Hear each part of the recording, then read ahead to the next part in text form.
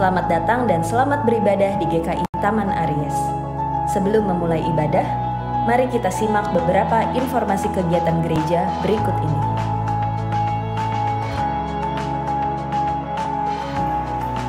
Mari Bapak Ibu, Oma Opa, kita bersekutu dalam rindu, riang dalam usia indah.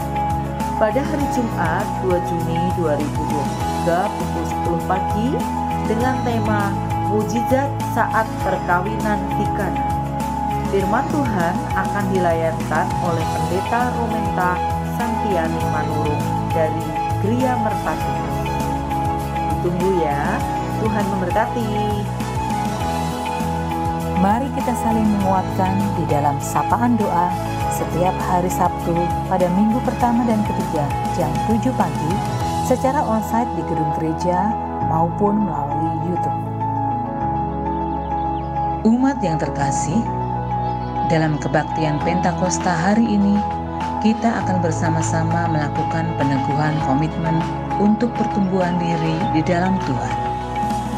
Sebelum masuk ruang kebaktian, saudara sudah dibagikan formulir komitmen diri.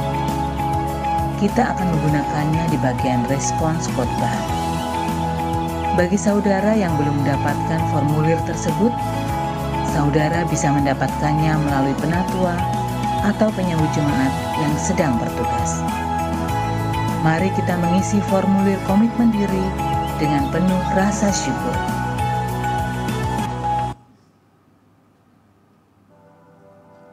Klinik Pratama Karya Kasih telah berdiri sejak 1 April 2002 dengan visi menjadi poliklinik yang menyatakan kasih Allah dalam proses pengobatan, penyembuhan, dan pemulihan kesehatan untuk masyarakat. Karena kami yakin setiap sentuhan dan perlakuan kita kepada setiap pasien adalah wujud perlakuan dan syukur kita kepada Tuhan. Klinik kita ini baru saja selesai renovasi loh, dan siap melayani kembali pasien di tanggal 29 Mei 2023. Di klinik ini, layanan kami meliputi konsultasi dengan dokter gigi dan dokter umum yang siap melayani.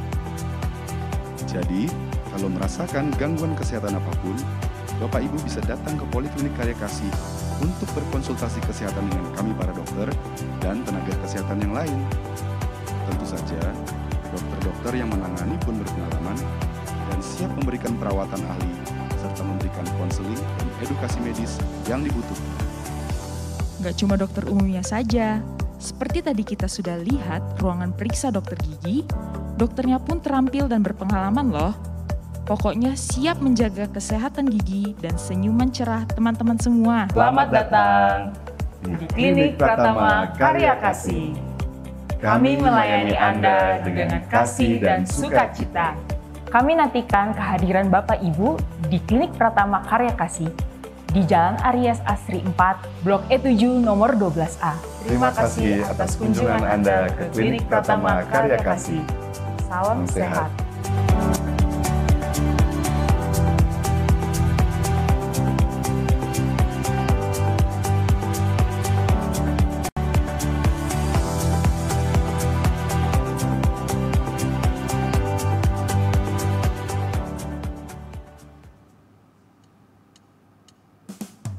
Shalom adik-adik sekolah minggu yang terkasih, tidak terasa libur sekolah akan tiba.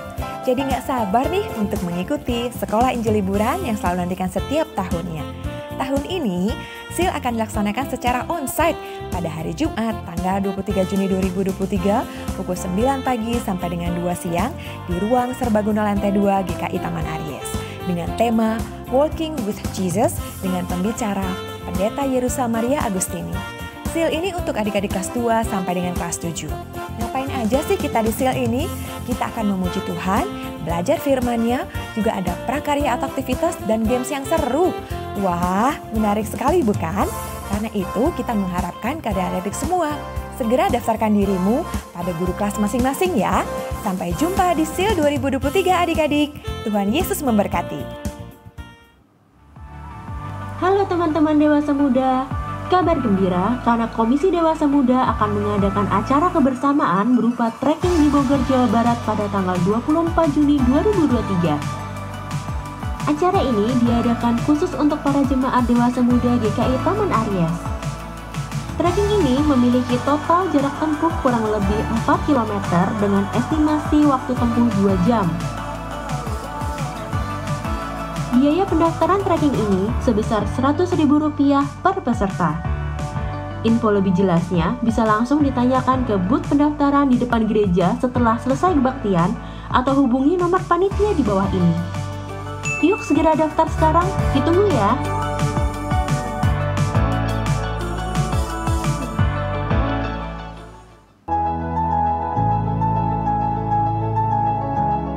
Demikian warta lisan hari ini.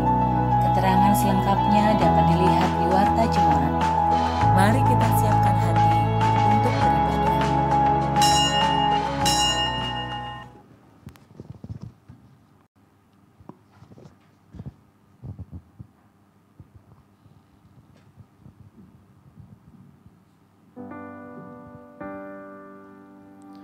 I sing praises to your name,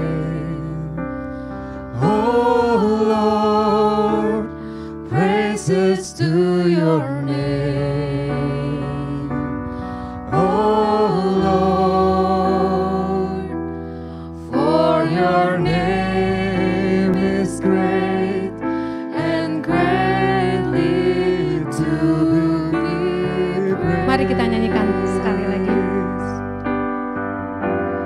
I sing praises to your name, oh Lord, praises to your name, oh Lord, for your name is great and greatly to be praised. Sekali lagi.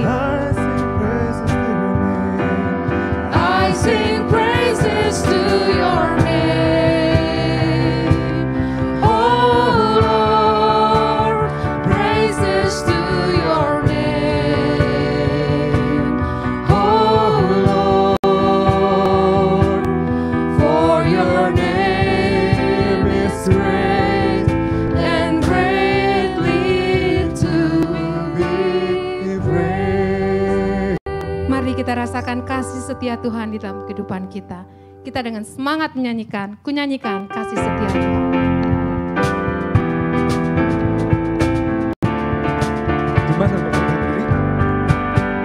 Ku nyanyikan kasih setia Tuhan selamanya, selamanya.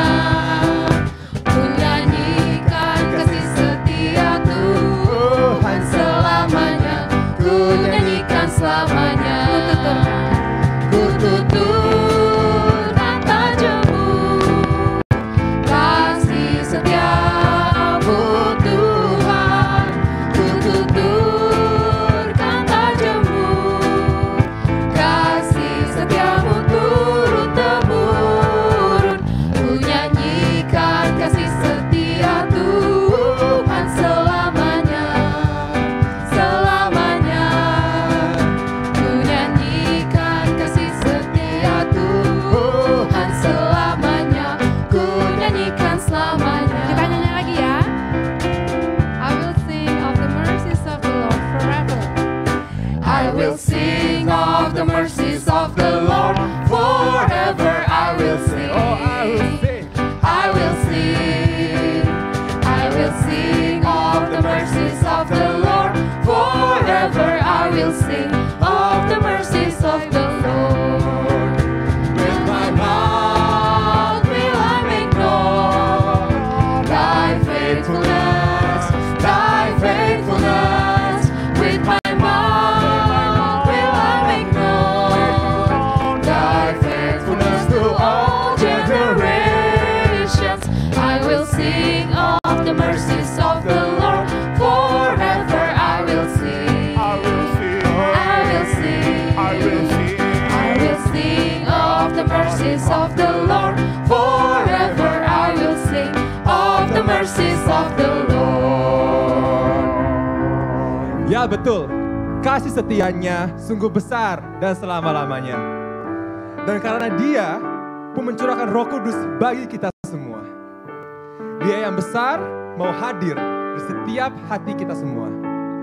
Maka bukalah hati dan terimalah Roh Kudus. Datanglah Tuhan, kirimlah Roh-Mu.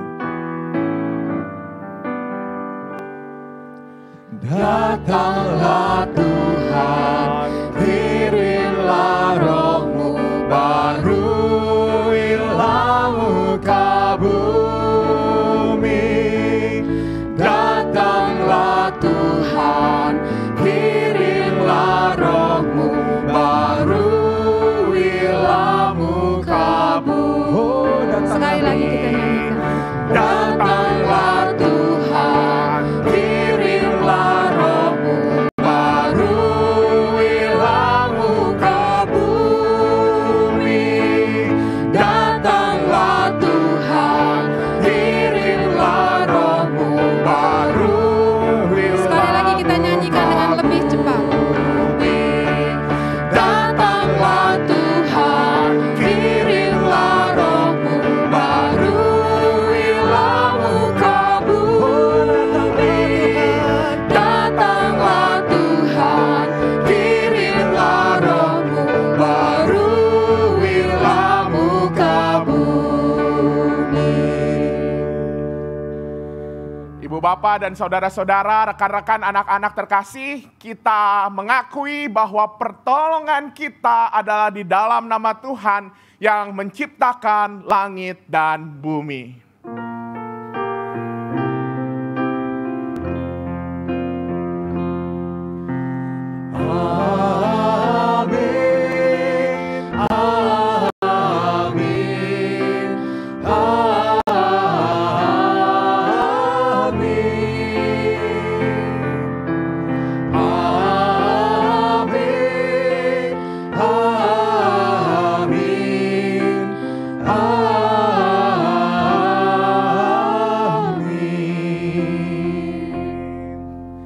Tuhan besertamu, Juga beserta. maka terangnya pun terus terpancar di dalam hidup kita.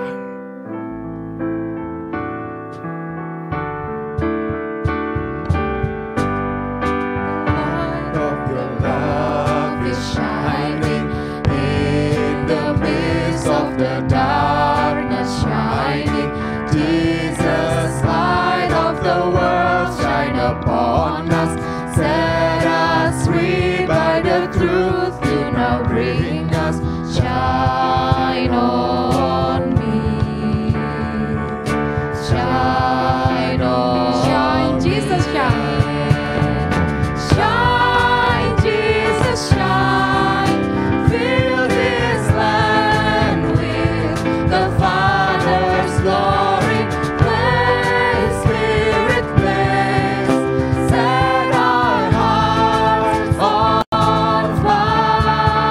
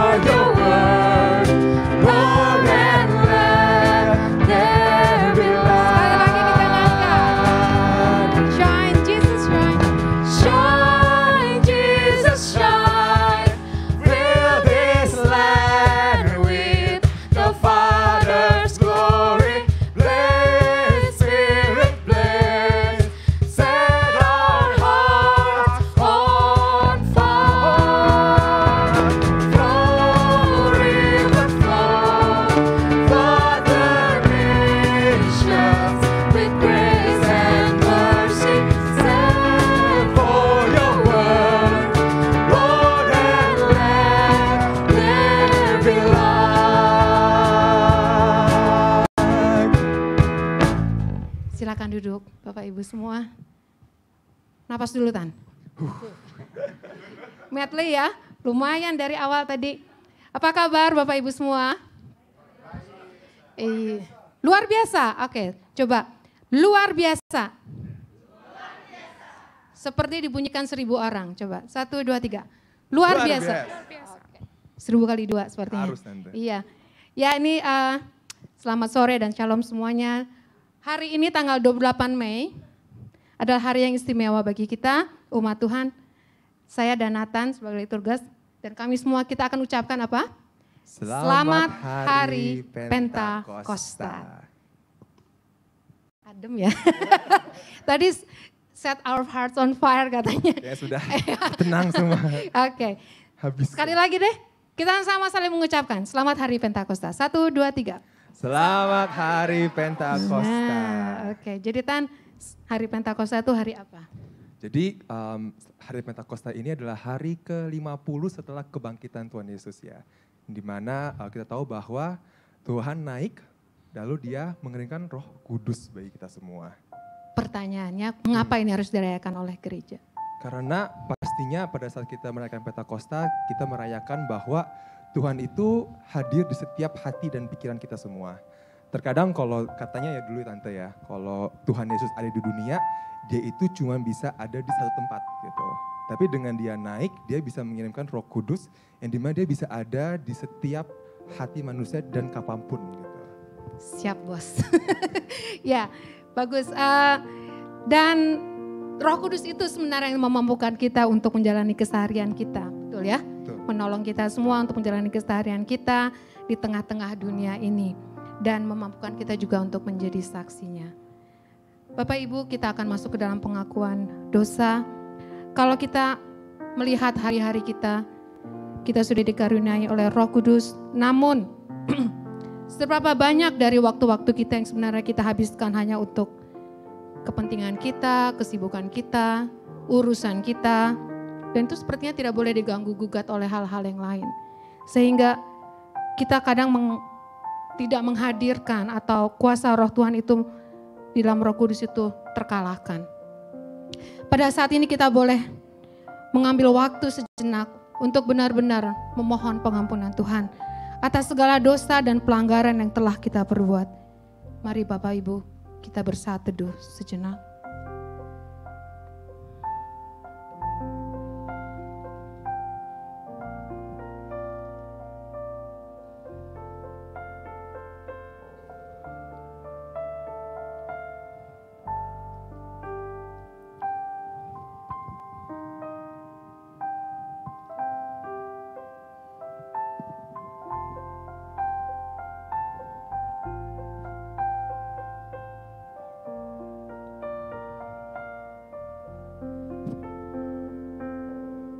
Dengan kesungguhan hati kita akan nyanyikan ajaib benar anugerah pembaru hidupku.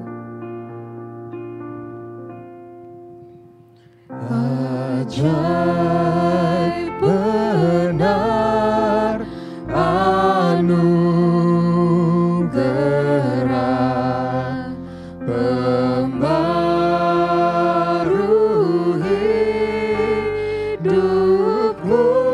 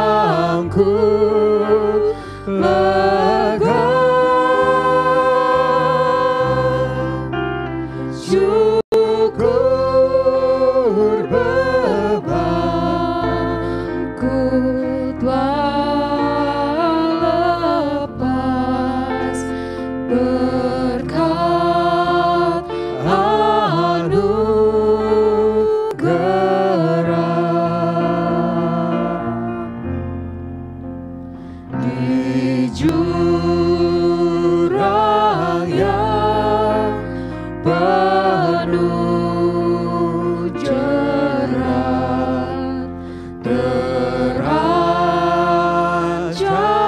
jiwaku.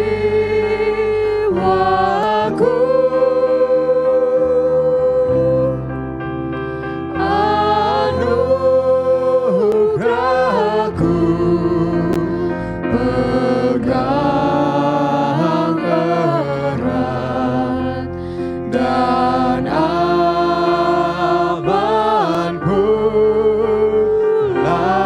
Ku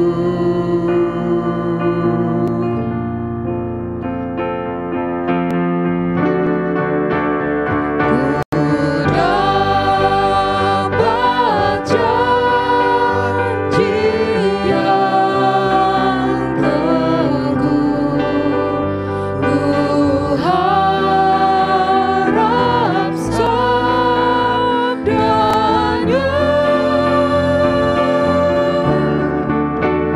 dan Tuhanlah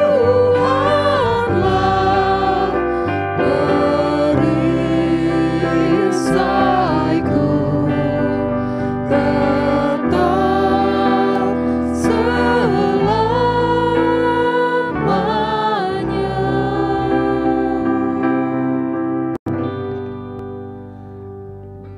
Dan karena keajaiban anugerahnya, Ia mencurahkan Roh Kudus kepada kita manusia yang sesungguhnya masih berdosa dan tidak layak. Yohanes 16 ayat 8 menyatakan, dan kalau Ia datang, Ia akan menginsafkan dunia akan dosa, kebenaran dan penghakiman akan dosa. Dan kiranya Roh Kudus terus meluap di hati kita. Roh Kudus terus meluap di hatimu, karena Tuhan berpesan, bawalah bejanamu. Roh Kudus terus meluap di hatimu, dengan kuasanya. Mari kita bangkit berdiri, kita syukuri anugerah pengampunannya dengan menyatakan, rindukah engkau mendapat berkat Tuhan? Rindukah engkau mendapat berkat Tuhan yang penuh di seluruh hidupmu? Mintalah kepada Bapamu yang janjinya teguh, menyertai ragam. Roh Kudus terus meluap. Roh Kudus terus meluap di hatimu, karena Tuhan berpesan, bawalah bejanamu. Roh Kudus terus meluap di hatimu, dengan kuasanya. Bawalah bejanamu kosong penebus. Bawalah bejanamu yang kosong pada penebus. Wahai kawan yang lesu, dengan hati yang rendah tetap nantikan Roh Kudus masuk dalam hatimu. Roh Kudus terus meluap di hatimu, karena Tuhan berpesan, bawalah bejanamu. Roh Kudus terus meluap di hatimu, pun dengan kuasanya. Dalam luapan Roh Kudus, mari kita teruskan pengampunan Tuhan bagi sesama kita. Damai Tuhan besertamu. Salam damai bagi kita semua.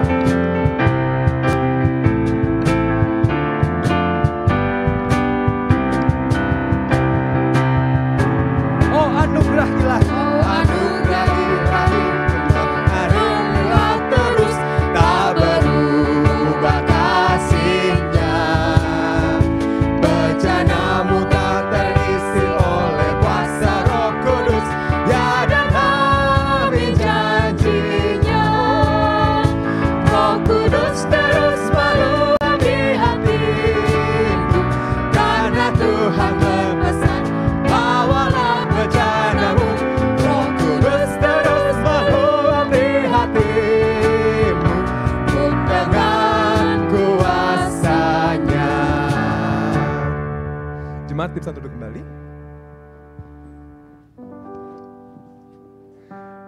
Tentu dengan kuasa Roh Kudus pun kita mencurahkan firman-Nya bagi kita.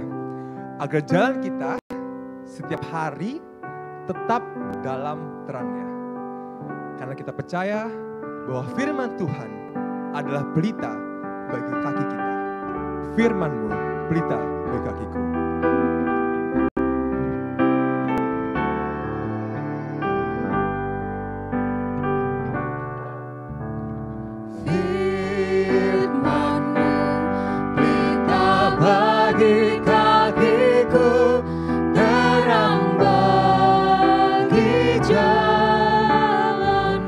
Firman-Mu pelita bagi kita. Firman-Mu pelita bagi kakiku, terang bagi jalanku. Waktu ku bimbang dan hilang jalanku,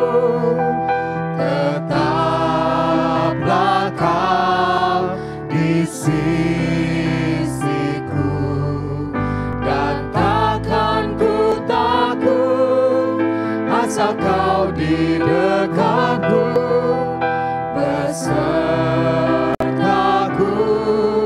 selamanya.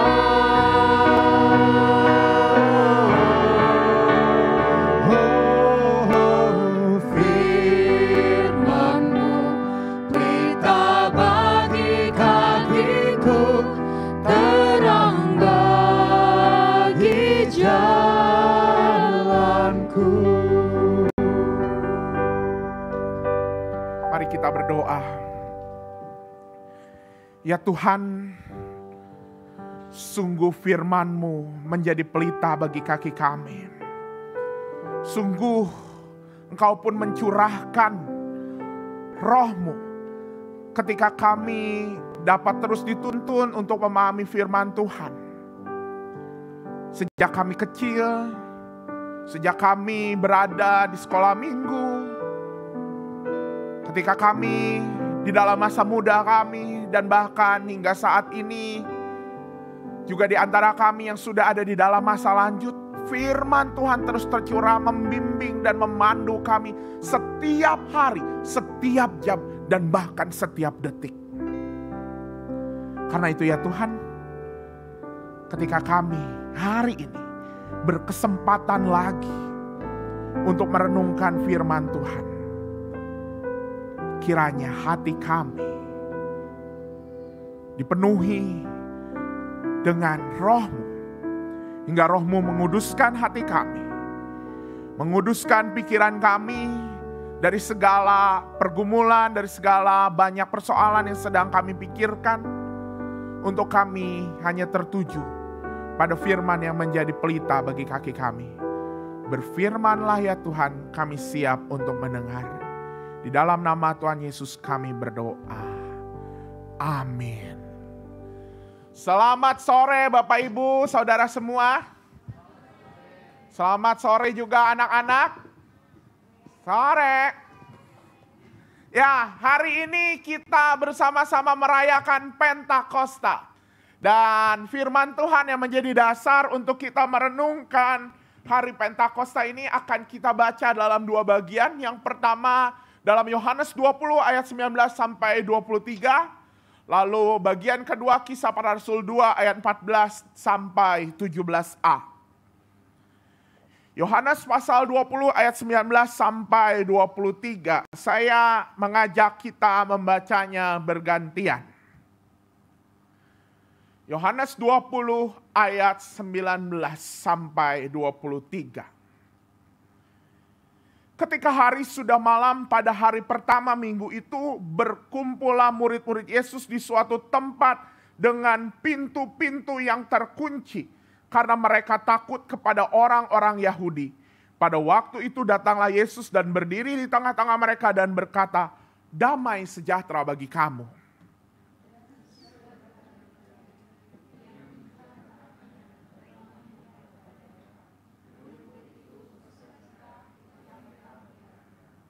Maka kata Yesus sekali lagi, damai sejahtera bagi kamu. Sama seperti Bapa mengutus aku, demikian juga sekarang aku mengutus kamu.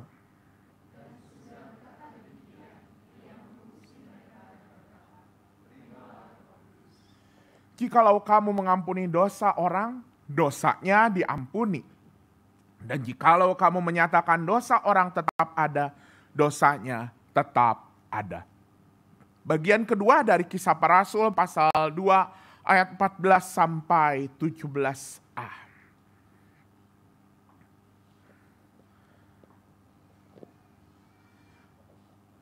Maka bangkitlah Petrus berdiri dengan ke-11 rasul itu, dan dengan suara nyaring ia berkata kepada mereka, "Hai kamu orang Yahudi dan kamu semua yang tinggal di Yerusalem, ketahuilah dan camkanlah perkataanku ini.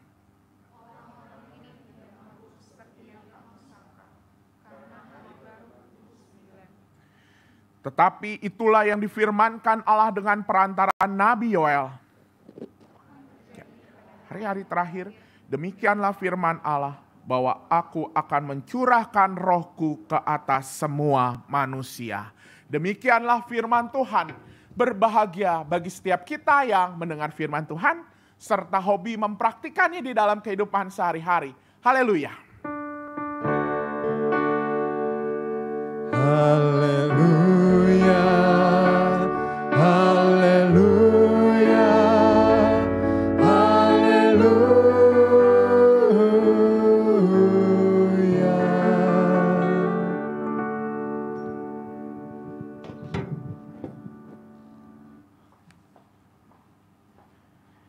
Ibu, bapak, dan saudara semua, saya mengucapkan selamat. Kenapa? Karena tadi pas habis kebaktian siang, habis kebaktian kedua, Bapak Ibu banyak yang foto-foto di sini lalu, wah kebagian nih buahnya. Tunggu dulu, masih ada kebaktian sore.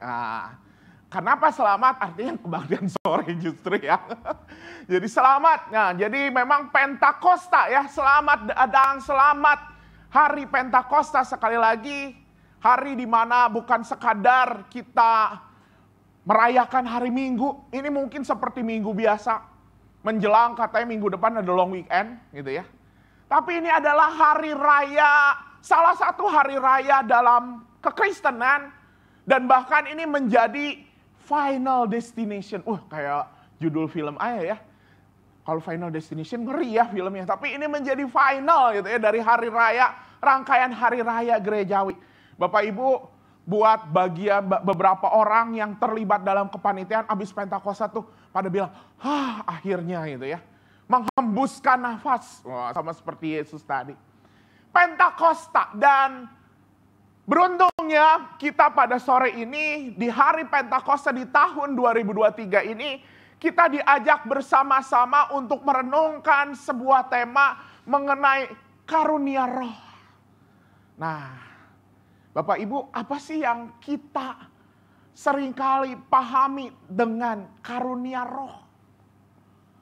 Karunia roh. Wah, kadang ketika ngomong karunia roh, ketika bicara karunia roh, pikiran kita langsung terkoneksi pada apa? Mungkin kemampuan. Kabisa bahasa Sundanya gitu ya. Apa namanya? Sesuatu yang bisa didayakan gitu ya. Lalu ada yang mungkin ini masa lalu gitu ya, beberapa masa lalu seringkali juga ada yang suka membanding-bandingkan, wah gereja ini penuh dengan karunia roh, kenapa? Bahasa Sunda ujrat ajrut, ya, apa namanya, lompat-lompat gitu ya. Wah penuh dengan semangat, energik gitu ya. Sekarang GKI gak kalah energik juga ya, tadi kita nyanyinya sampai kepanasan. Itu kepanasan bukan karena api lidah api ya gitu ya. Karena begitu energi, karunia roh. Atau bahkan ada yang menganggap karunia roh itu apa terjadi ketika apa? Ada mujizat penyembuhan. Wah, mari berjalanlah. Wah, itu ya. Lalu orang yang tidak bisa berjalan, berjalanlah. Hal-hal yang penuh dengan spektakuler. Hal-hal yang penuh dengan nuansa yang begitu mencengangkan. Karunia roh. Sehingga kemudian ketika kita mengalami hal yang sebaliknya, Ketika kita kok nggak pernah ya lihat mujizat? Kok kita nggak pernah ya melihat hal-hal yang mencengangkan? Kok ibadah kita nggak yang membuat spirit kita lagunya tet gitu ya, GKI. Seperti itu. Kemudian kita bertanya dan membuat kita ragu. Apakah kita sudah dipenuhi oleh Roh? Dan bahkan ketika hidup kita pun mungkin ada di dalam keadaan yang tidak baik. Lalu kita bertanya, apakah memang Roh Kudus? Tadi Nathan udah keren loh. Saya pas Nathan ngomong udah deg-degan. Wih, ini udah kayak khotbahnya gitu ya. Ketika Nathan ngomong bahwa Roh Kudus adalah Allah yang berdiam di dalam hidup kita. Ketika ada situasi yang tidak baik, kemudian kita jadi ragu, apakah benar Allah berdiam dalam hidup kita? Ibu bapak dan saudara semua, rekan-rekan, hari ini kita akan bersama-sama melihat dua bagian Alkitab, gitu ya, yang hari ini sama-sama memperlihatkan apa yang terjadi di hari Pentakosta. Dan sesungguhnya next, belum terkonek ternyata. Nah ya, sesungguhnya bagian Alkitab kita hari ini, dua bagian yang kita baca, itu memperlihatkan sebuah situasi yang kontras. Ada yang kerasa nggak? Ada situasi yang kontras dalam bacaan Injil Yohanes dengan bacaan Kisah Para Rasul. Ada yang kerasa kontrasnya di mana? Kalau kita lihat, kalau kita baca kembali, mari kita lihat kembali bacaan Injil kita. Di Injil Yohanes, suasana yang begitu kontras ditampilkan ketika apa? Ketika para murid itu sedang berkumpul di mana? Di ruang dengan pintu-pintu yang terkunci. Mereka mengalami ketakutan yang maha dahsyat. Karena apa? Karena ada ancaman dari para pemuka Yahudi, ada ancaman dari orang-orang Yahudi. Karena paginya, ini kan malam kalau kita lihat di ayat 19 ya. Paginya mereka baru mendapatkan fakta, baru mendapatkan realitas bahwa Yesus bangkit. Harusnya itu membuat mereka bersuka cita. Harusnya itu membuat mereka seperti kita kedapatan hadiah. Kita kedapatan undian, itu kan berita sukacita kita pengen sebar. Tapi mereka malah ciut dan malah berdiam di ruang-ruang yang tertutup. Apa sebabnya? Mereka difitnah sebagai pencuri mayat Yesus. Sehingga mereka takut dan mereka menutup pintu-pintu mereka. Suasana yang tampaknya begitu mencekam, suasana yang tampaknya begitu gelap. Tetapi suasana ini kontras dengan kejadian 50 hari setelah momen tersebut. Kisah Para Rasul 2 yang tadi kita baca, khotbah Petrus, menggambarkan bagaimana mereka berada di dalam ruang publik yang terbuka dan penuh orang. Di perikop sebelumnya kita dapat melihat dari beragam bangsa, orang-orang hadir dan para murid mampu untuk memberitakan, mampu untuk bersaksi di tengah orang banyak seperti itu. Ada suasana yang kontras, yang tadinya tertutup jadi terbuka. Yang tadinya penuh dengan gelap, penuh dengan keciutan, membuat mereka penuh dengan antusias. Dan apa sebabnya? Jelas, kita dapat melihat di ayat 22 bagaimana Yesus menyatakan kepada mereka, terimalah Roh Kudus. Terimalah Roh Kudus, mengembusi. Kata mengembusi yang dipakai di dalam ayat ini sama dengan kata yang dipakai oleh penulis Alkitab di dalam kitab Kejadian ketika mengembusi, memberikan nafas kepada Adam dan Hawa, kepada manusia yang diciptakan. Dengan kata lain, mengembusi mereka dan menerima Roh Kudus bukan sekadar bicara soal roh gitu dan segala, tapi bicara soal apa? Tuhan memberikan kehidupan, Tuhan menyatakan kehidupan. Dan ternyata pernyataan ini membuat para murid berubah. Pernyataan ini membuat antusias mereka terhadap kebangkitan Kristus menjadi kontras dengan yang terjadi 50 hari sebelumnya. Dan bahkan kehidupan inilah yang membuat kemudian Yesus di ayat sebelumnya berkata, damai sejahtera, maka sekarang aku mengutus kamu. Bahwa ternyata memang tugas perutusan ini seolah menjadi sebuah, yuk karena kamu udah hidup, maka kamu diutus. Artinya apa? Ada sebuah tujuan yang diberikan kan? Ada sebuah tujuan yang diberikan. Ayo dok, karena kamu hidup, maka kamu diutus. Ada sebuah tugas perutusan. Bintang, kamu masih on kan? Yuk pergi ke sana. Ada sebuah tugas, beritakan ini. Ada sebuah tugas yang diberikan. Ada sebuah tujuan. Meskipun di 50 hari itu, apakah orang-orang Yahudi masih mengancam? Masih? Masih. Bahkan di Kisah Para Rasul disebutkan, ini orang-orang lagi pada mabok ya. Kebanyakan minum anggur. Masih menjadi ancaman para pemuka Yahudi. Masih situasi tidak berubah. Mereka udah berubah, apakah para rasul berubah menjadi, tiba-tiba jadi ternama penuh karisma. Penuh karismatik gitu ya, seperti pemimpin karismatik. Enggak. Orang-orang tetap mengenali mereka sebagai apa? Orang-orang Galilea. Galilea itu apa? Daerah yang begitu terbelakang. Daerah yang selama ini dianggap nggak mungkin juru selamat hadir dari Galilea. Ingat ya kata-kata itu, dari kawasan Galilea, dari daerah Galilea. Tidak ada yang baik yang berasal dari Galilea. Mereka tetap di dalam kondisi itu, bentuknya tetap sama. Tetapi ternyata dengan tujuan yang diberikan, yaitu kehidupan dan dalam tugas perutusan. Mereka bertransformasi menjadi para murid yang kita kenal di Kisah Pentakosta. Apa artinya Bapak, Ibu, dan Saudara semua? Roh Kudus yang memampukan. Firman Tuhan ingin mengatakan bahwa ini Roh Kudus yang memampukan. Dan akhirnya apa ketika kemudian bicara soal, apakah ini bicara soal karunia? Iya, bicara soal karunia. Tapi karunia ini bukan bergantung pada apa? Pada bentuknya. Bukan bergantung pada siapa diri mereka, karena mereka tetap sama. Bukan bergantung pada situasi yang mereka alami, karena situasi tetap sama. Tapi mereka punya yang namanya tujuan baru. Maka ini menjadi poin refleksi kita yang pertama. Ibu, bapak, dan saudara semua.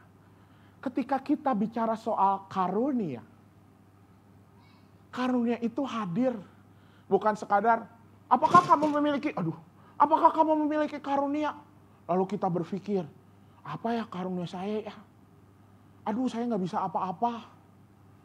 Apakah kamu memiliki karunia? Lalu kita jawab, ya, karunia saya nyanyi, karunia saya main gitar. Iya, itu karunia.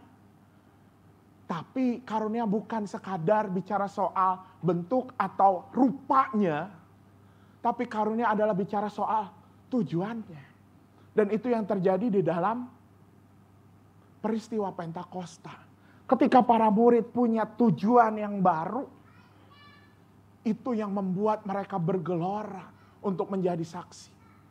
Mereka punya tujuan baru untuk hidup berdampak. Mereka punya tujuan baru untuk menjadi saksi Kristus. Maka ibu bapak, rekan-rekan, dan saudara semua, ini menjadi sebuah berita sukacita untuk kita. Berita sukacita untuk apa? Bagaimana mungkin di dalam kehidupan kita, kita merasakan, apakah kita mempertanyakan, apakah kita memang punya karunia? Loh, saya disuruh ini aja gak bisa ngapa-ngapain. Atau bahkan saya udah gak mungkin dah, orang saya udah sakitan. Keadaan fisik udah terbatas.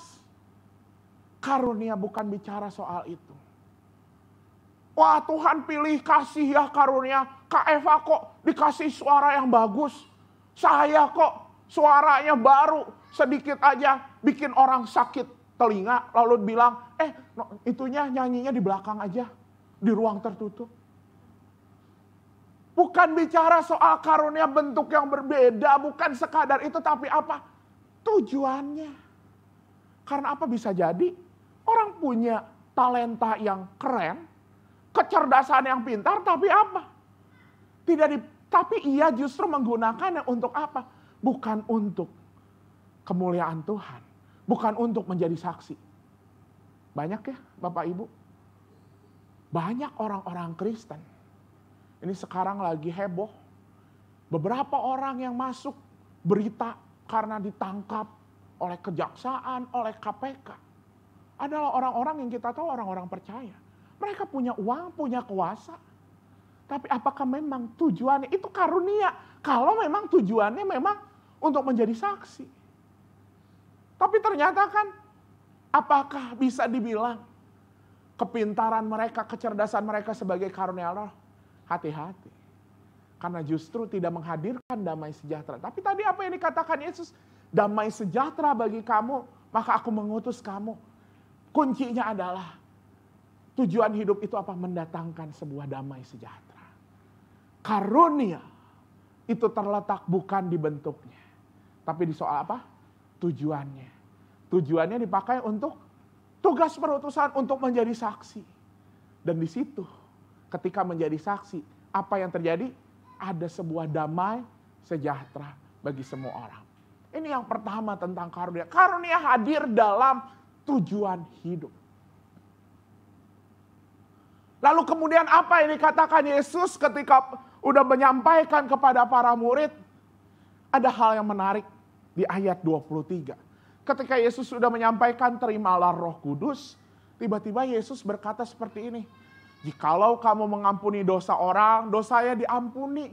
Dan jikalau kamu menyatakan dosa orang tetap ada, dosanya tetap ada. Bapak Ibu, ngerasa gak sih kok perikopnya agak sumbang gitu ya. Tiba-tiba ayat ini malah bicara soal pengampunan dosa. Soal mengampuni. Saya ketika membaca juga berkali-kali, apa maksud dari ayat 23 ini?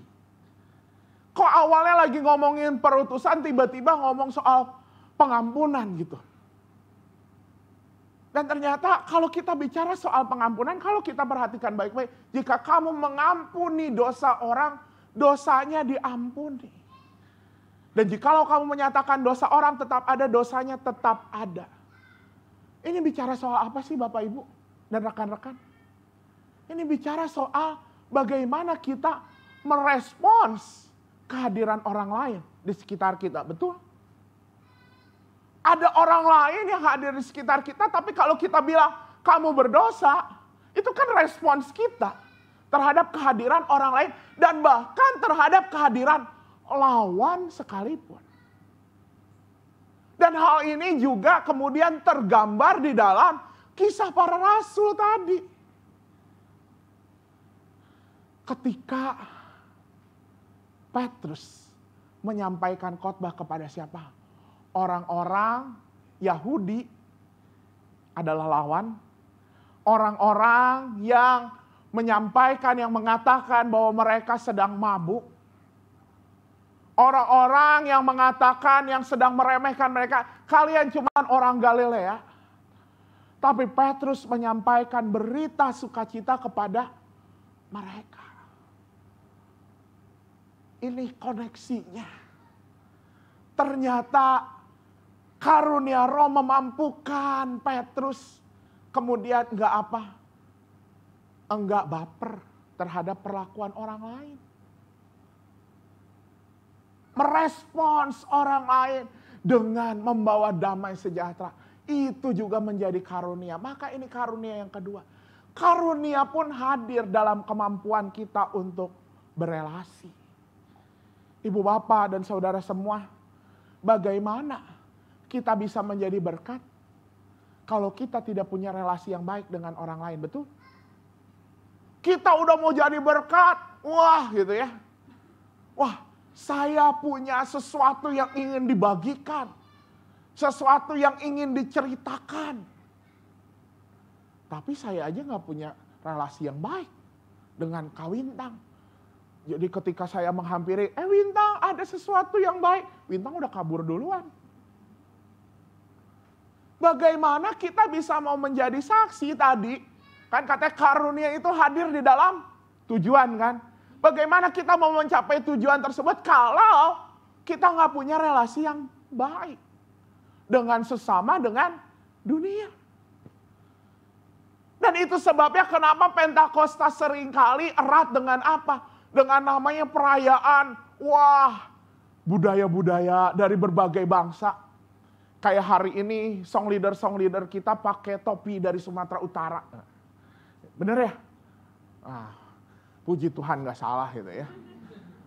Ada di antara kita juga ada yang pakai kebaya, ada yang pakai apa gitu ya. Mungkin makin beragam kalau kita bilang, ayo semua jemaat pakai baju daerah. Dari Sabang sampai Merauke. Ini semata-mata mau bicara soal apa Bapak Ibu?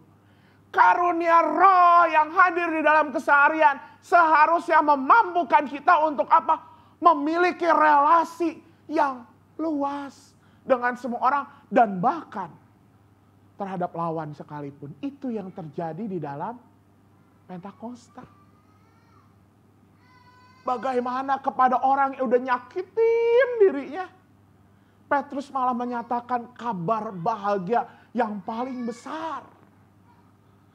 Bagaimana di tengah keadaan yang terancam itu orang-orang yang mengancam, tapi Petrus justru memberikan sebuah ibarat ini adalah sebuah perhiasan yang paling berharga, emas yang paling berharga, yaitu kisah tentang keselamatan Kristus. Dan Bapak Ibu bayangkan juga, bagaimana mereka, ini adalah orang-orang yang lawan mereka memberikan emas yang paling berharga itu. Dan mereka berpikir, ya berarti nantinya ketika mereka menerima firman ini, mereka akan hidup bersama dengan kita. Yang selama ini dianggap lawan, selama ini dianggap sebagai ancaman, justru jadi hidup bersama. Dan disinilah Roh Kudus menuntun kita untuk melakukan ini. Maka karunia Roh dalam keseharian pun hadir dalam apa? Dalam kemampuan kita untuk berelasi. Ibu bapak dan saudara semua, ini menjadi sebuah reminder untuk kita. Jangan pernah bilang bahwa kita sudah dikuasai oleh Roh Kudus, tapi kita hanya menjadi komunitas yang tertutup. Jangan pernah merasa bahwa hidup kita sudah dipenuhi oleh Roh Kudus. Bahkan gereja kita sudah dipenuhi oleh Roh Kudus. Tapi apa? Gereja kita hanya menjadi gereja yang eksklusif. Kita mengajaknya orang-orang yang kita kenal-kenal saja. Orang yang mampu-mampu saja dengan apa? Mampu berelasi dengan kita. Ini menjadi reminder kita ketika kita juga menghidupi kehidupan bergereja. Kehidupan diri sendiri, bagaimana kita mau bersaksi mencapai tujuan itu kalau apa? Kalau kita sendiri tidak punya relasi dengan orang lain. Kalau kita sendiri justru musuhan sama tetangga kita. Percuma kita bicara soal karunia itu hadir dalam tujuan. Tapi apa? Kita sendiri tidak memiliki relasi yang baik. Maka karunia Roh pun hadir ketika kita memiliki kemampuan untuk berelasi. Ini yang kedua. Yang ketiga, ibu bapak dan saudara semua, dari hal yang kontras ini, apa yang paling kentara terlihat? Roh Kudus memampukan mereka untuk apa? Keluar dari ruang terkunci, betul? Keluar kepada apa? Ruang yang terbuka. Roh Kudus memampukan mereka untuk apa? Untuk keluar, untuk exit. Roh Kudus menghadirkan dirinya apa? Artinya apa? Roh Kudus yang memanggil mereka untuk keluar. Dan disinilah kita bisa merefleksikan bahwa di balik kisah ini ada sebuah karunia Roh yang hadir di dalam apa? Di dalam eklesia, dipanggil keluar. Dan apa itu eklesia? Eklesia itu adalah gereja. Gereja dalam bahasa Yunani-nya disebut eklesia, komunitas yang dipanggil keluar.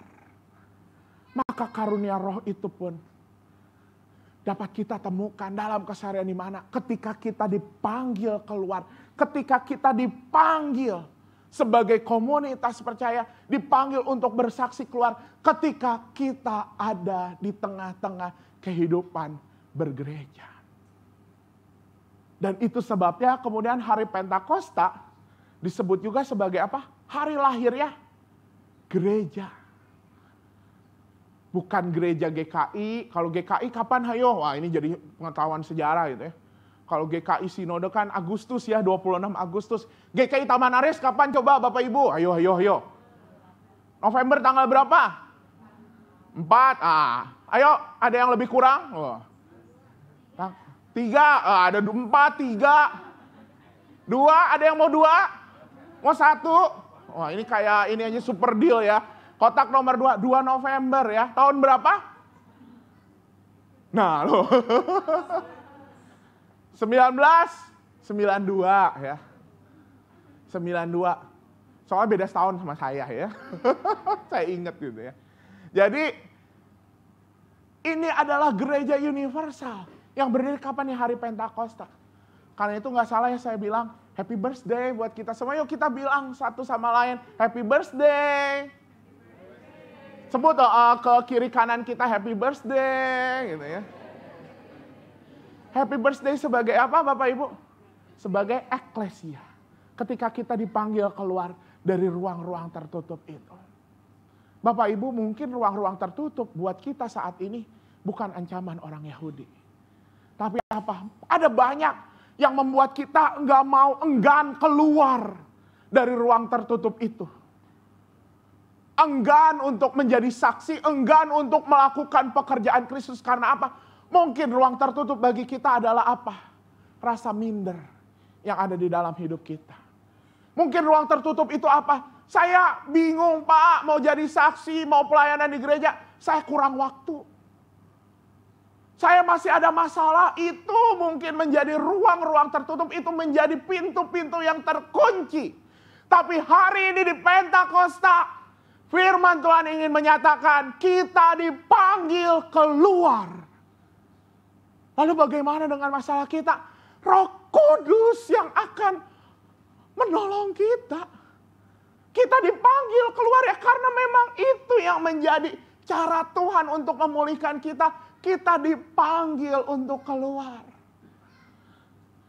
Maka ini yang semestinya kita rayakan di hari Pentakosta. Ketika kita punya tujuan, ketika di dalam tujuan kita juga punya relasi yang baik. Dan setelah itu mari kita dipanggil untuk keluar, untuk berkarya, untuk bekerja.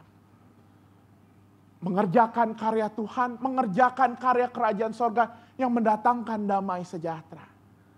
Ibu bapak dan saudara semua, sesungguhnya ketika hari Pentakosta dirayakan sebagai hari panen nih ya. Tandanya dengan ini ya ini kontekstual Indonesia ya. Panen itu seperti ini. Tapi buat orang Yahudi sesungguhnya panen di masa Pentakosta adalah panen gandum, panen benih, panen biji-bijian. Dan kemudian biji-bijian itulah yang mereka pakai untuk apa? Jadi ketika mereka menyerahkan persembahan syukur itu, persembahan syukur di hari Pentakosta, itu menjadi sebuah panggilan untuk apa? Oke, sekarang karena biji-bijian ini sudah ada, mereka mensyukuri karena apa? Artinya Tuhan terima kasih.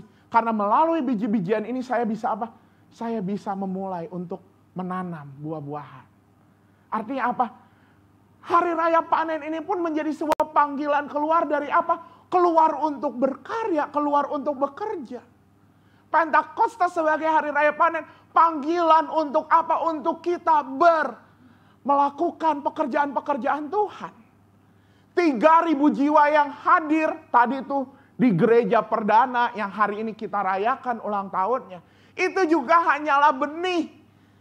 Untuk apa? Kemudian 3.000 orang itu menanam dan hingga hari ini berbuah. Udah berbuah, ya kita menjadi benih lagi untuk menjadi buah. Begitu seterusnya. Maka panggilan untuk dipanggil keluar, ini menjadi sebuah panggilan yang penting. Bahkan ibu bapak dan saudara semua, di dalam tradisi Yahudi ada hal yang begitu menarik. Ternyata apa yang menyebabkan mereka mengumpulkan benih, lalu benih itu dikumpulkan di bait Allah gitu ya. Kan benih itu dikumpulkan setiap hari gitu ya. Ini yang kemudian kita adaptasi dengan persembahan syukur tahunan ya, yang kita siapkan sepanjang hari. Supaya apa? Kemudian benih itu yang dikumpulkan tahunan gitu ya, diberikan kepada orang-orang yang tidak mampu secara ekonomi untuk mendapatkan benih. Supaya apa? Mereka juga punya kesempatan untuk menanam selama 1 tahun. Daripada kemudian maksudnya ini menjadi sebuah sebuah mekanisme yang menarik gitu ya. Orang mengumpulkan sedikit demi sedikit. Kan kalau misalnya sediain dong, misalnya Kak Seva tuh nggak mampu gitu ya. Sorry ya Kak Seva. Kak Eva sediain dong benih untuk 365 hari. Wah kalau langsung enggak sanggup. Tapi ketika kemudian, oh iya 1 hari 365 hari kita kumpulkan, lalu kita berikan supaya dia bisa berbuah selama 365 hari. Itu yang terjadi, dipanggil keluar untuk itu. Karena itu Bapak, Ibu, dan Saudara semua, sesungguhnya ketika karunia roh hadir ketika di dalam eklesia, ketika dipanggil keluar. Kita dipanggil keluar dari keterbatasan kita. Dan bahkan kita juga diminta, kita juga dipanggil untuk apa? Untuk berkarya bukan dari kelebihan kita, tapi kita berkarya dari keterbatasan kita. Maka pertanyaannya adalah, apakah siapkah kita berkarunia di dalam roh? Roh yang hadir di dalam keseharian kita. Apakah kita siap untuk dipakai Tuhan, untuk berkarunia, untuk mencapai tujuan, untuk berelasi dengan sesama, supaya tujuan itu dapat terjadi. Dan kemudian kita pun dipanggil keluar dari keterbatasan kita dan justru memakai keterbatasan kita untuk berkarya bagi kemuliaan nama Tuhan. Ibu bapak dan saudara semua, di hari Pentakosta ini, tadi di meja penyambut jemaat, kita sudah dibagikan kertas kecil ini ya Bapak Ibu. Bapak Ibu, siapapun kita yang sudah mengambil bagian pelayanan ataupun yang masih merindukan, mari kita melihat. Ini bukan bicara soal persembahan diri saja, tapi ini bicara soal bagaimana kita mau merekomitmen kehidupan kita untuk dipakai berkarunia. Bapak, Ibu, dan saudara semua, ingatlah, kita dipanggil untuk bertumbuh, kita dipanggil untuk berkarunia, bukan sekadar karena kelebihan kita, tapi karena apa? Termasuk di dalam keterbatasan kita. Kita dipanggil keluar. Dan biarlah kita bersama-sama dalam kesempatan ini kita akan mengisi. Bapak Ibu yang tidak punya pen bisa angkat tangan. Ada penatua, ada penyambut jemaat yang akan membantu. Ada di ini juga ya, ada di kursi. Silakan Bapak Ibu. Bapak Ibu boleh melihat, boleh merenungkan terlebih dahulu sebelum mengisi. Apa yang Tuhan, benih apa yang telah Tuhan berikan pada kita untuk berkarunia, untuk kita bertumbuh, untuk kita mencapai tujuan, untuk kita dipanggil keluar dari segala ketidakpastian, dari segala ketakutan kita, dari segala keterbatasan kita. Dan mintalah kepada Tuhan, biar kita memiliki hati seperti Kristus, memiliki tangan seperti Kristus, kaki seperti Kristus, di mana Ia mau datang di dalam kemanusiaan yang terbatas, tapi dalam keterbatasannya sebagai manusia, Dia mau melakukan tugas pengutusan dan bahkan menyatakan kabar keselamatan. Mari kita isi bersama, mari kita refleksikan bersama.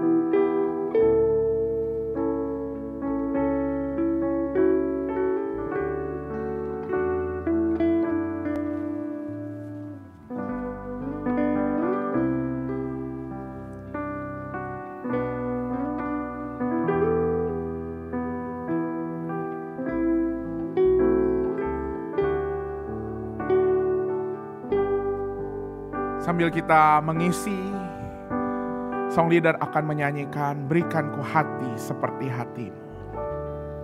Berikan ku hati seperti hatimu yang penuh dengan belas kasihan.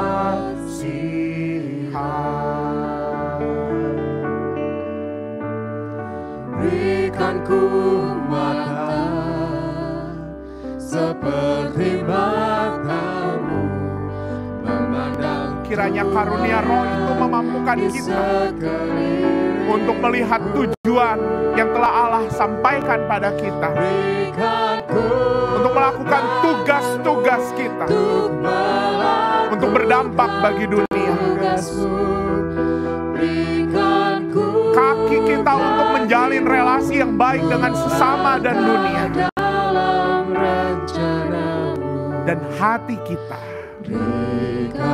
yang Tuhan pakai untuk memanggil kita keluar dari segala ketakutan, kekhawatiran, kerapuhan diri kita, agar Roh Kudus karunia-Nya begitu nyata di dalam keseharian kita. Mari Bapak Ibu kita bangkit berdiri, kita nyanyikan lagi pujian ini. Berikan ku hati seperti hatimu yang penuh dengan belas kasihan.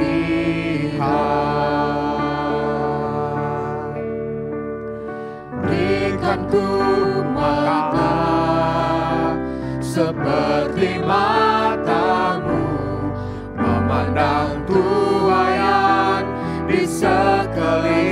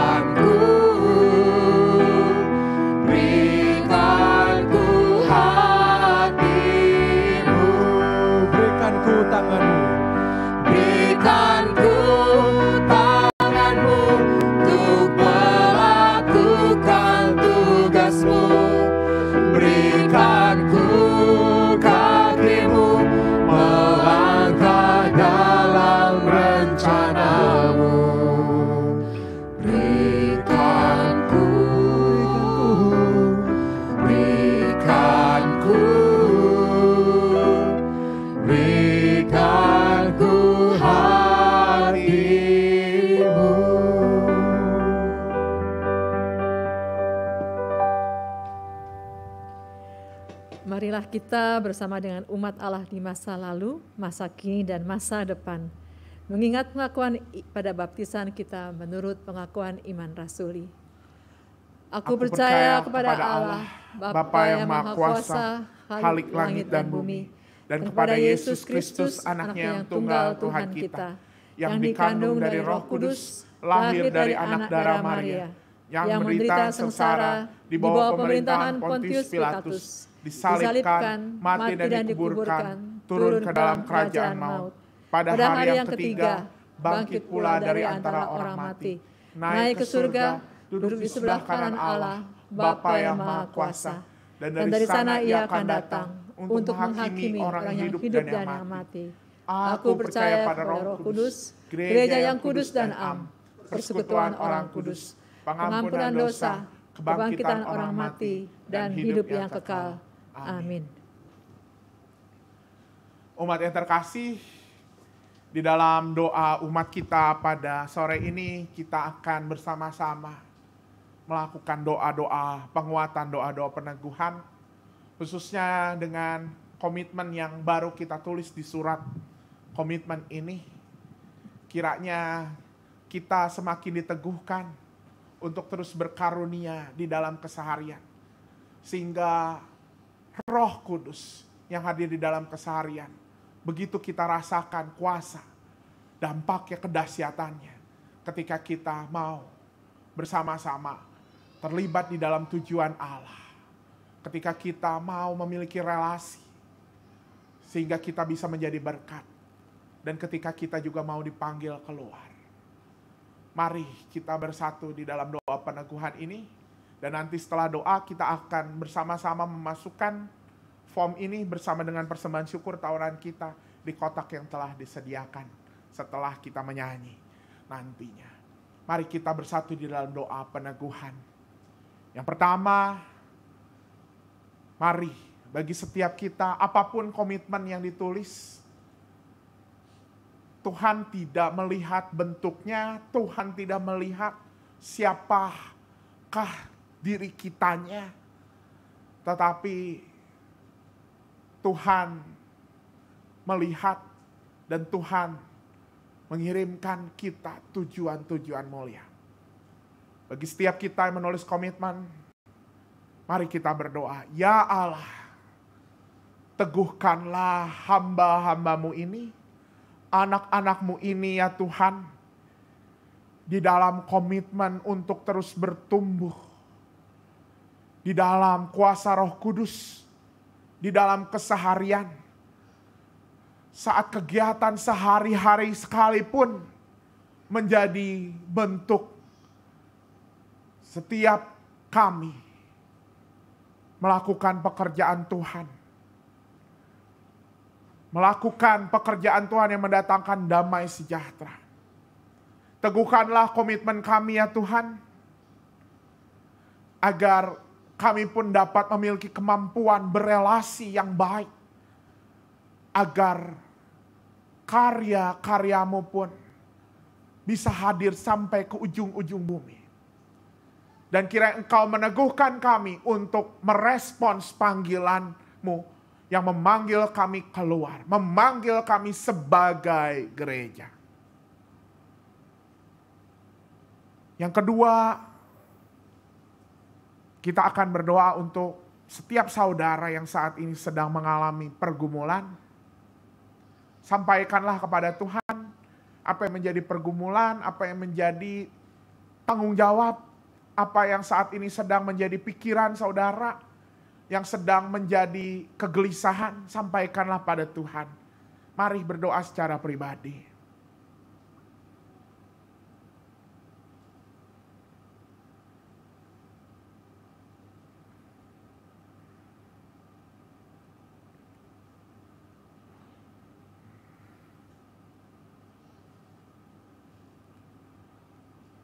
Ya Allah, inilah hamba-hambamu yang penuh dengan kerapuhan.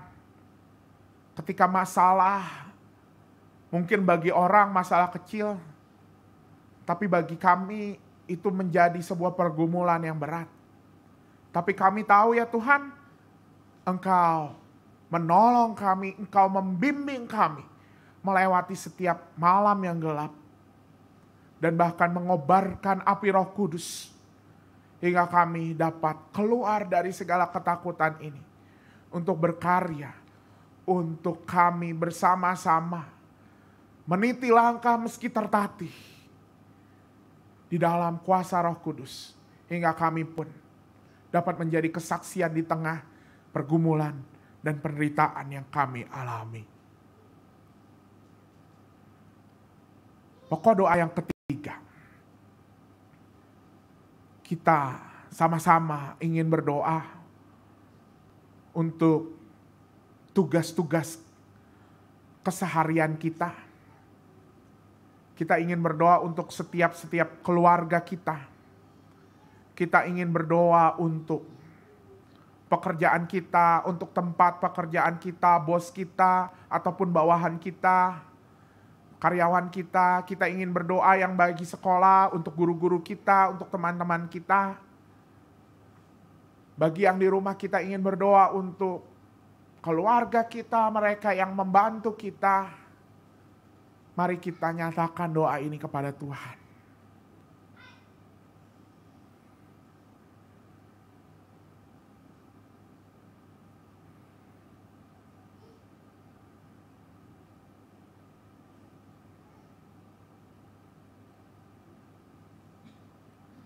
Ya Tuhan, kiranya kami dapat menjadi garam dan terang bagi sesama kami dimanapun kami berada.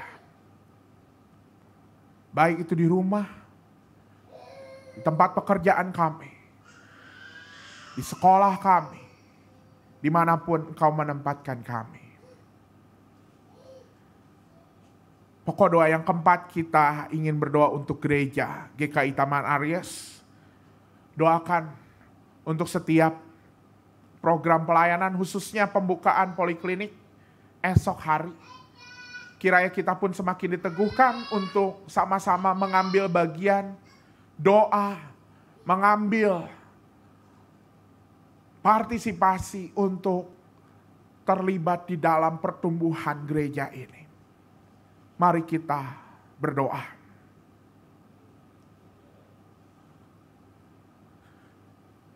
Ya Tuhan, bukan sebuah kebetulan Engkau menempatkan kami di GKI Taman Aries, yang menjadi tempat Engkau memanggil keluar kami, untuk kami bersama-sama belajar melayani, belajar untuk mencapai tujuan hidup yang berdampak.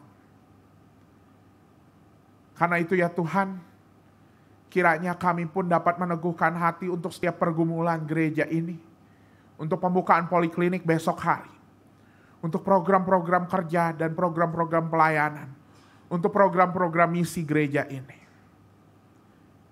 Kiranya ya Tuhan, kami memiliki tangan, kaki, mata dan hati seperti Kristus, untuk kami bersama-sama terbeban di dalam tugas dan panggilan ini. Kuatkanlah kami ya Tuhan di dalam segala keterbatasan kami.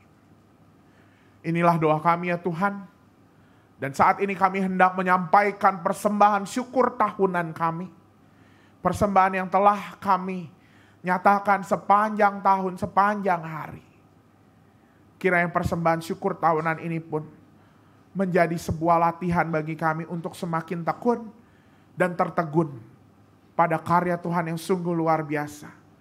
Semakin tekun di dalam hal-hal sederhana untuk kami melakukan pekerjaan-pekerjaan Tuhan, sambil tertegun bahwa Tuhanlah yang menyempurnakan dan membuat segala sesuatunya menjadi indah dan besar sesuai dengan rencana dan kemuliaan-Mu. Di dalam nama Tuhan Yesus kami berdoa, kami mengucap syukur. Amin.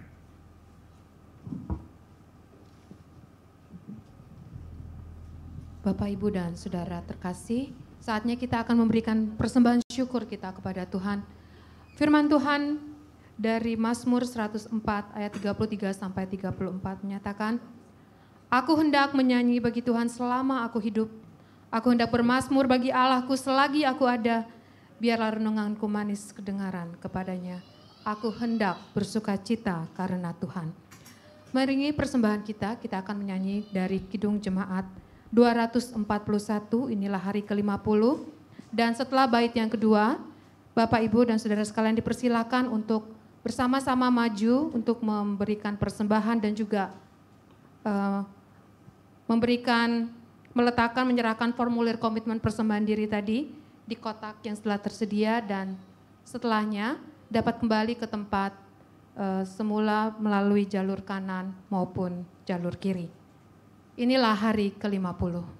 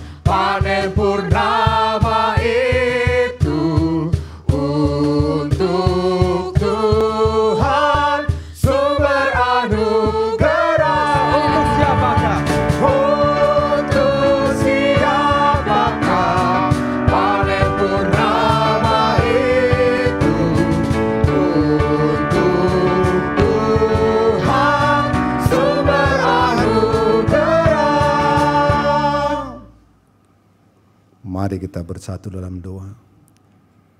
Ya Tuhan yang bertahta dalam kerajaan surga, kami mengucap syukur atas berkat dan rahmat-Mu. Kami telah melewati tahun ini dengan berbagai pergumulan yang ternyata Tuhan hadir dalam kehidupan kami sehari-hari. Kami dapat melewati berbagai pergumulan karena Roh Kudus adalah dalam kami. Kalau Tuhan memberikan kami juga rezeki, itu Tuhan karena dari Tuhan. Biarlah yang kami datang untuk hari ini memberikan persembahan tahunan, Tuhan berkenan menerimanya. Dan kami akan melaksanakan itu hanya untuk kemuliaan nama-Mu saja. Terima kasih Bapak yang baik, kami bersyukur dalam nama Yesus Kristus kami mengucap syukur. Amin.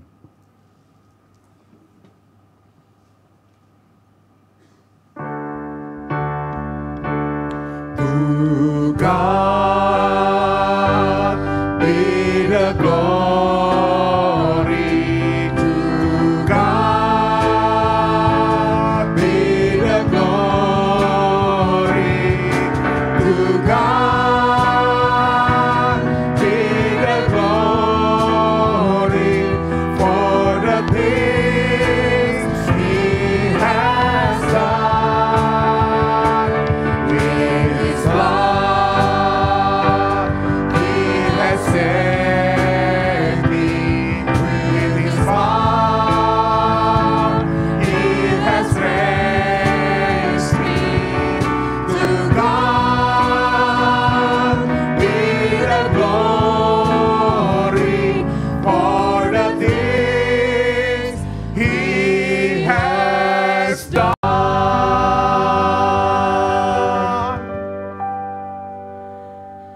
Ibu Bapak dan Saudara semua, rasakanlah kehadiran Roh Kudus di dalam keseharian kita saat kita bersama-sama menyadari karunia yang hadir di dalam tujuan hidup kita. Tujuan untuk hidup berdampak, bukan sekadar bentuk dan rupa karunia kita. Rasakanlah kehadiran Roh Kudus saat kita menyadari karunia itu hadir ketika kita memiliki relasi yang baik dengan sesama. Bukan menjadi komunitas yang eksklusif, tapi komunitas yang terbuka. Dan bahkan terbuka terhadap lawan sekalipun. Dan jadilah orang-orang yang merasakan kuasa Roh Kudus. Saat kita menyadari karunia Roh itu akan kita rasakan saat kita terlibat untuk dipanggil keluar. Ditanam di gereja, di dalam komunitas gereja. Karena itu, marilah kita melanjutkan ziarah kita.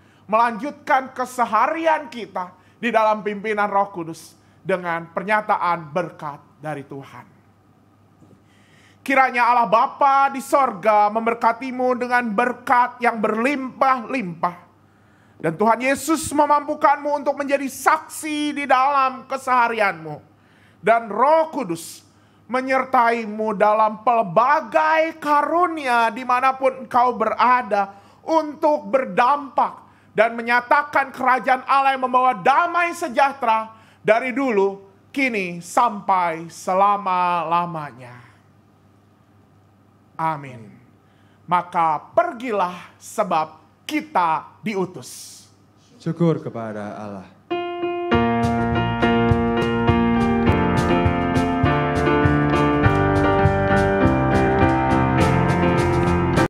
Apinya berkobar dalam hatiku, ku girang karena Yesus yang memberi. Dihangatkan jiwaku, tak perlu ku mengeluh, darahnya membasuh diriku bersih. Apinya terang, apinya terang, jiwaku senang, muliakanlah Tuhanmu. Haleluya bergema, Yesus Raja yang benar, apinya berkobar dalam hatiku.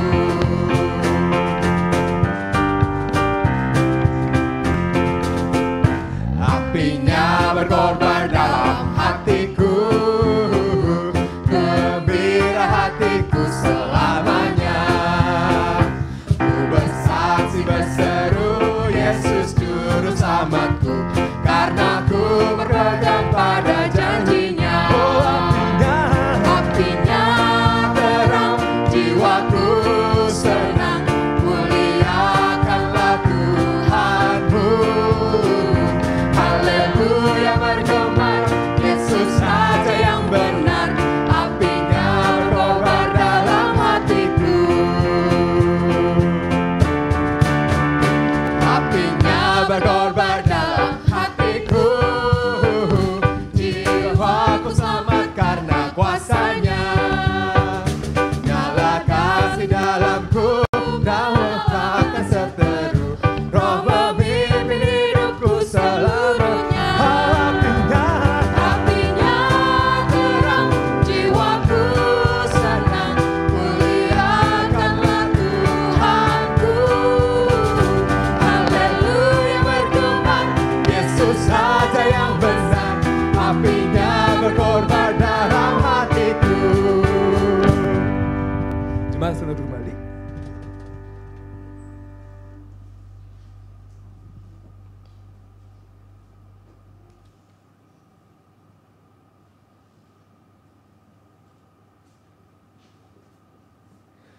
Selamat Hari Pentakosta bagi semua jemaat di Gereja Aries. Di luar ada sedikit makanan dan minuman untuk kita bisa berkomunal bersama. Selamat Hari Pentakosta semua. Selamat Hari Pentakosta. Sampai bertemu kembali.